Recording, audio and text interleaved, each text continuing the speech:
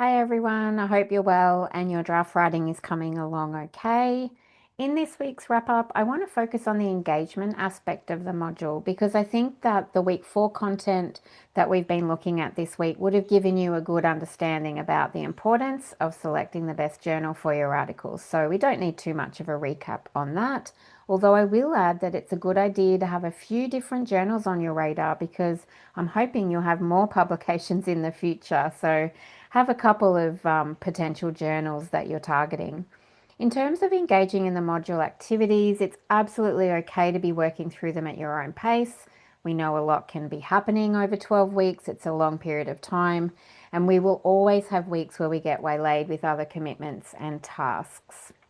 And we also have a break week as well after week 6 for this reason, so people can catch up if they need to. As you know, we have two key ways that you connect with the module cohort. We have the weekly discussions, which I think are really useful to motivate each other and also so that we can see each other's perspectives and experiences. I think that's really useful. So thank you to everyone who's been participating in those discussions so far. If you know you haven't been engaging much, please see if you can try to allocate a few minutes each week to add your post to the discussions. We are interested in your experiences. I promise that we are. The second way to engage, as you know, is through the peer feedback groups.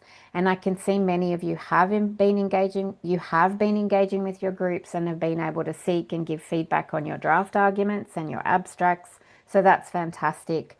By seeking feedback, you're improving the readability of your drafts and you're also improving your writing skills.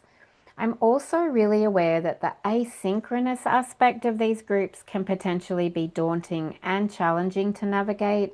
You post something and then you have to wait to see if anyone will respond.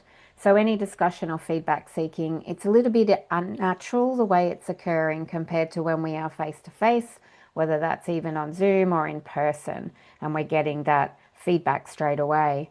So the nature of an online module means that we are working and learning in this asynchronous context, and in a lot of ways, this mode of learning is beneficial because you can work at your own pace and when it suits you. So we have the advantages, but we also have the disadvantages. Ola and I have experimented a lot with the best way to support and enhance your engagement with the module. And as you've noticed, I do a lot of pep talks about why seeking and giving feedback is so important in the writing process. It's also why I offer the extra Zoom community of practice sessions so that there's another learning and engagement opportunity. But again, of course, there's drawbacks with this because not everyone's free at the times when I can facilitate the sessions. So ultimately, it's you, the participants, that can determine the level of engagement that you want.